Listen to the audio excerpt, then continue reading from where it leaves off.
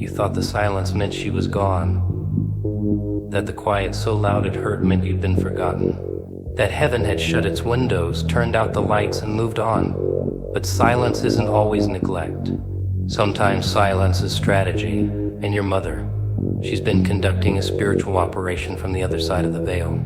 Not absent intentional, not distant discerning. So you were never abandoned, you were being observed, studied, strength tested, refined like iron through fire. Because silence doesn't always mean someone stops speaking. It means they're speaking in a frequency you haven't yet learned how to hear. She watched you cry, but didn't rush in. Not because she didn't care, but because she trusted your capacity to evolve. She knew if she interfered, you'd remain small. And the chosen don't get to stay small. They're born into expansion, into transformation, into weight. And no one can carry that weight for you, not even a mother in heaven. There's a point in the life of the chosen where divine silence is necessary. If she spoke too soon, you wouldn't dig deep. If she showed up too quickly, you'd outsource your strength. So instead she watched you fall and get back up. She watched you make peace with pain. She watched you become someone she prayed for, not because you had it easy, but because you didn't. You became the living answer to the prayers she whispered when no one was listening. And now, from the other side, she's still whispering. But this time it's louder than ever. And you feel it. Don't you? You feel it in those quiet moments when you should have broken but didn't. In the times you should have folded but kept moving. That was her. Not showing up as rescue, but as a reminder that you were never alone. That she didn't need to speak for you to hear her. That her love didn't die when she did, it evolved. It matured. It transformed into spiritual momentum. But here's the twist: you mistook the silence for divine rejection. That's what happens when we haven't yet learned the language of the spirit. We think noise equals love. We crave applause, validation, immediate comfort. But real power moves in stealth. Real love hides itself so you can grow. And your mother, she moved into divine stealth mode, not because you weren't worth the effort, but because you were worth the challenge. She knew something you didn't, that you're not supposed to stay the same. That pain is the shovel that digs up buried strength. That silence trains your ears to hear your own voice, not just hers. And when you finally started standing on your own, that's when you started walking in the strength she always saw and saw in you. Her silence was the signal. The final test. The last push, but now the silence is cracking. Because you're ready, you're spiritually literate now. You've lived enough, bled enough, lost enough, grown enough. You've stopped begging for signs and started becoming one. That's when messages from heaven begin to arrive, not in the form of fireworks or apparitions, but in the form of inner knowing, conviction, alignment. You don't hear her voice the way you used to because she's no longer speaking to your ears. She's speaking to your spirit, and it understands perfectly. So when you find yourself in a room and suddenly feel her presence, don't call it nostalgia. Call it assignment. When you make a decision and feel peace rush in, that's not coincidence. That's collaboration. She's still involved, just in a higher form. Her mission didn't end with death. It shifted realms. And now she's managing from above what she once protected below. You don't need another sign, you are the sign. You don't need her voice to say, I'm proud. She already built her pride into your bones. You've her message to the world. And now you're her message to yourself. So the next time you feel alone, remember her silence was never abandonment. It was spiritual supervision. She wasn't gone, she was watching the prophecy mature. Now she's giving the green light. The message is clear: you were never meant to be comforted forever. You were meant to be called. You ever wonder why her voice comes to you in dreams more than daylight? Why the reminders hit hardest in moments of stillness, not noise? That's not random. That's not sentimentality. That's intelligence, divine intelligence. When a mother speaks from heaven, she doesn't use words the way we do. She uses memory, emotion, sensation. Her message doesn't hit your ears. It pierces your instincts. You felt it. Those moments when you're on the verge of making a decision, when you know isn't aligned and something stops you. A chill. A weight in your chest. A strange pause, that's her. Not with condemnation, not with fear, but with fierce maternal clarity. The kind that doesn't just want you safe, it wants you whole. See, when she was here, she used language to protect you, warnings, advice. That look only mothers have. But now she works with energy. She doesn't need to speak when she is the message. She's embedded herself into your gut, your sense of timing, your rhythm. That moment you hesitated before trusting someone who turned out to be a fraud. That wasn't luck. That was legacy. Let me say it plainly, the guidance hasn't stopped. It's just taken on a higher form. More subtle, more sacred.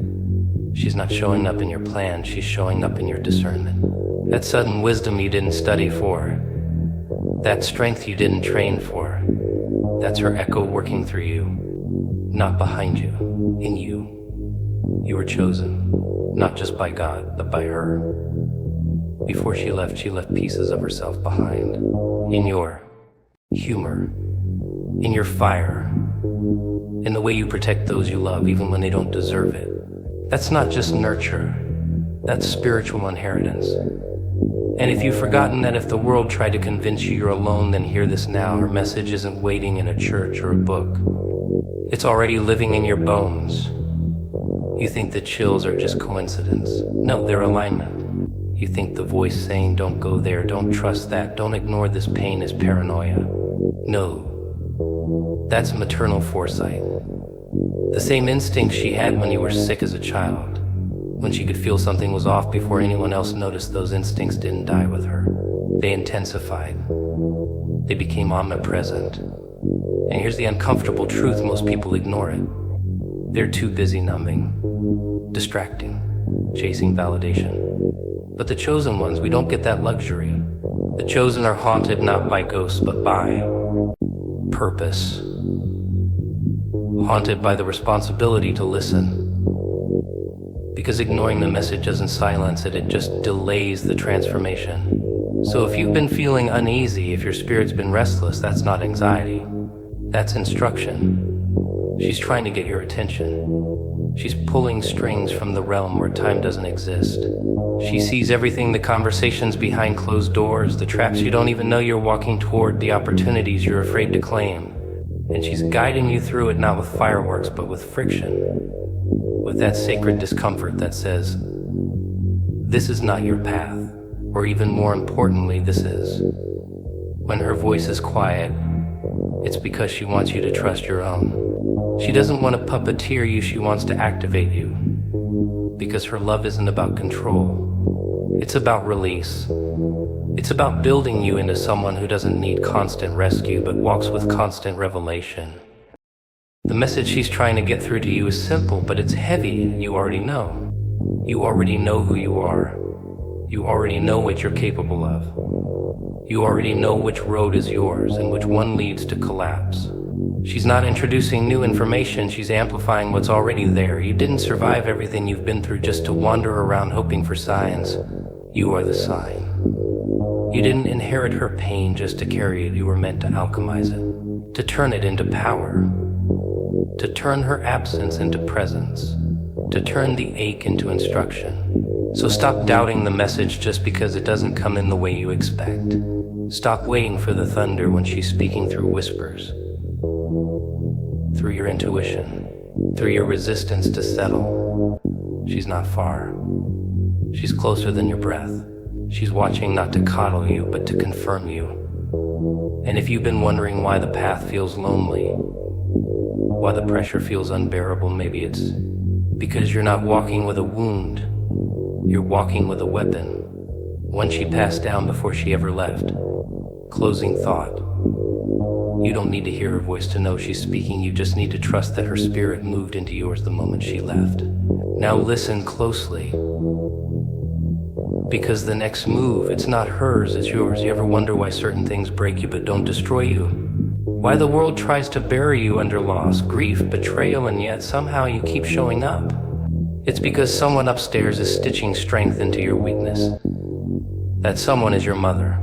Not just who she was, but what she became when she left this world. She didn't vanish. She transformed. She became the silent architect of your endurance. Grief is strange. It doesn't come with instructions, and it never really leaves. But what it does when it's allowed to mature is awaken something in you. A kind of divine resilience. Think about it, the same pain that could have made you bitter, made you deeper. The same absence that could have left you hollow instead filled you with fire. You don't just carry her memory, you carry her mission. Her message in this season isn't about sadness, it's about strategy. She's saying, stop living like a victim of the void and start living like the vessel I left behind. You're not just surviving loss, you're being rebuilt by it. Every breakdown was a brick in your reconstruction. Every silent night when you wanted to quit was a seed. And now, those seeds are about to crack open. You are not who you were before she left. And that's a good thing. Because that version of you couldn't handle where you're headed. That version still needed proof. Still needed applause. Still waited for clarity before committing. But the version she's raising now, it doesn't beg for peace, it creates it. It doesn't wait for the light, it becomes the flame.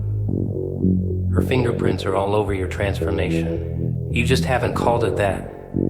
You called it insomnia. You called it pressure. You called it isolation. But it was all orchestration. She's not watching from some distant cloud, twiddling her thumbs while you suffer. No, she's interceding. She's pushing. She's whispering, don't fold here. Don't sell yourself short here. Don't let fear tell the final story. You ever feel that tension in your chest when you're about to settle? That tightness in your gut when you're about to say yes to something beneath you? That's her. That's not anxiety, that's legacy kicking in. She didn't survive all she did. She didn't pour love into you just so you die in mediocrity. She sees your blind spots, and she's covering them, even when you don't thank her for it. But here's the part we often miss. Her rebuilding process isn't painless. It's surgical. She'll let you lose what no longer fits. Let the wrong ones leave. Let the job fall through. Because she knows your comfort will cost your calling if you stay in places she's already outgrown for you. She doesn't want you safe. She wants you sovereign. This is where the Joker side of the truth shows up. Because the irony is, your greatest pain is also your greatest power source. The devil thought your loss was what mute you, but it made you magnetic. Now your very presence stirs people. Your silence speaks. Your scars teach. You've become dangerous in the right way, not violent, but vital. Not unfeeling, but unshakable. And that's not by accident. That's because your mother left you with something most people will never understand: a holy rage. Not the kind that destroys, but the kind that refuses to die quietly. The kind that makes you rise again, even when everything in you says stay down. The kind that turns grief into grit, loss into light. That's the kind of fire she lit in you, and it can't be extinguished by time, distance, or even death. So when you start to feel tired, when you wonder if it's worth it, if you're doing it right, if she'd be proud, remember this: she already chose you.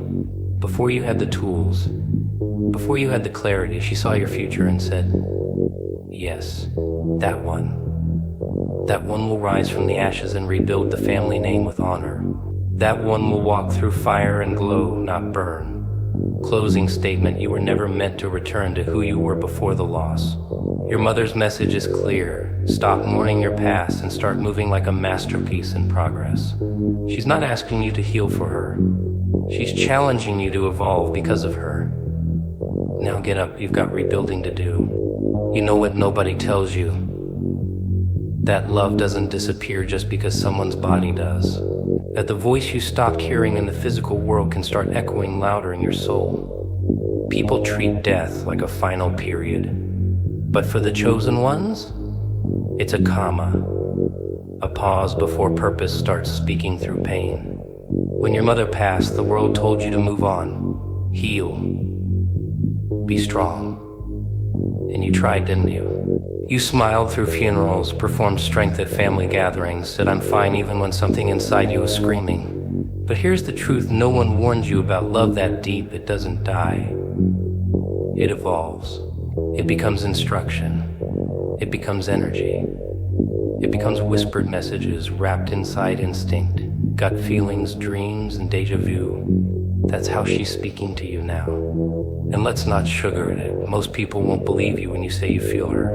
They'll call it grief, trauma, hallucination. Because that's easier than facing a bigger truth, that the spiritual realm is more real than the physical. That this world of noise, chaos, and broken clocks is the illusion, and she is speaking from the side that actually sees clearly. You ever stop just before making a decision and feel a tug pulling you in a direction you hadn't planned? You ever hear a song or smell something familiar, and it instantly brings you to tears? That's not coincidence. That's contact.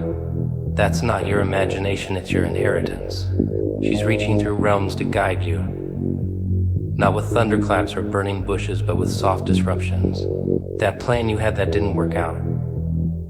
That person you lost touch with at the exact time you were elevating. That gut feeling you ignored and paid for. That was her voice trying to realign you. You don't need candles or seances. You just need stillness. Stillness enough to listen when her presence steps into the room. Because make no mistake, she's not gone. She's transitioned into an assignment, a post-mortal purpose. And her message is not sentimental, it's strategic. She's warning you about repeating her mistakes. She's urging you to walk lighter, love wiser, fight softer but never shrink. She's reminding you that she didn't endure everything she did just so you'd waste time people-pleasing or watering yourself down to stay digestible. She's saying, don't forget who raised you. Don't forget what I survived. Don't forget the price I paid so you could be bold. Her silence now is not absence, it's trust. She knows what's in you. She knows what you're capable of when you stop waiting for a rescue and remember you're the result of a warrior's prayers.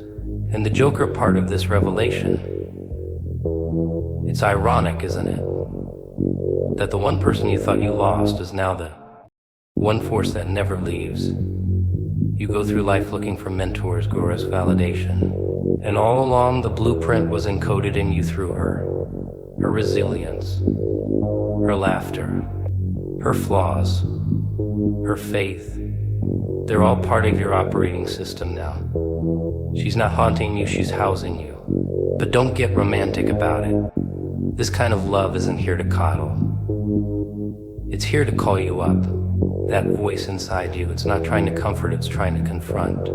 She's not whispering lullabies. She's giving you war cries because time is short, the stakes are high, and the legacy can't wait another generation. Some of you keep asking for signs. You want fireworks. You want clouds to part. But the sign is this: you're still breathing. You're still waking up with a hunger you can't explain. You still feel her, even after all this time. That's the miracle. That's the mission. Her message was never meant to be external. It's internal. It's encoded into every decision you're being challenged to make. The way you protect your peace. The way you stop apologizing for your power. The way you forgive yourself for surviving. That's the conversation. So the next time you feel like no one's watching, like no one gets it, like no one's proud pause, close your eyes, take a deep breath. You'll hear her in the silence. Not with words, but with a presence that chills you and warms you at the same time. That's her way of saying, keep going, I'm right here, you're not alone. And I never left. Closing statement: when the world gets loud and your path feels uncertain, remember she's not buried. She's building you. And her greatest message is not in what she said, but in what you now become. Listen closely. She's still speaking. You ever notice how people talk about healing like it's this tidy little path? Like you wake up one day, say a prayer, do a bit of journaling, maybe cry into a pillow, and boom, you're restored. But real healing, divine reconstruction, it's not that polite. It's chaotic. It's destructive. It's divine demolition before rebirth.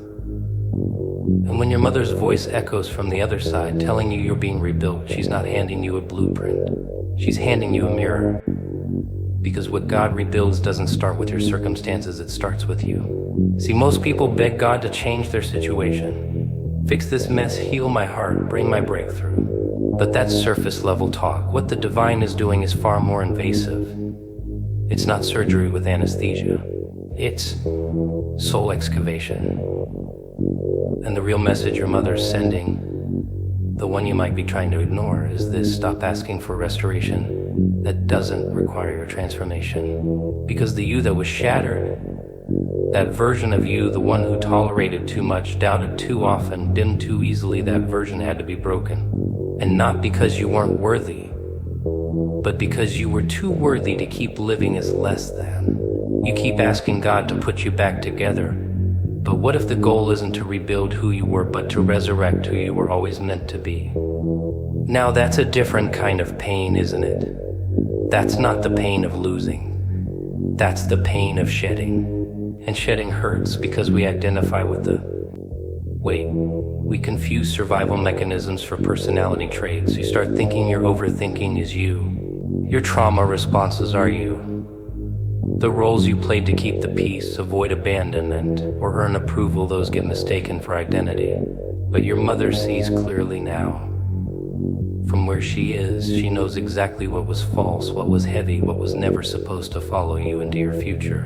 And her message is simple: let it burn. Let the version of you that was built on pain, performance, and pretending collapse. Because what God rebuilds, He refines first. That's why it feels like you're losing everything. It's not punishment, it's preparation. The loneliness, that's space being cleared. The silence, that's calibration. The discomfort, that's alignment. Heaven doesn't rush healing, it deepens it. And while you're here begging for restoration, your mother's spirit is praying for revelation. She's saying, don't just get it back, get it right. Because what's the point of regaining what you lost if you're still blind to why it broke in the first place?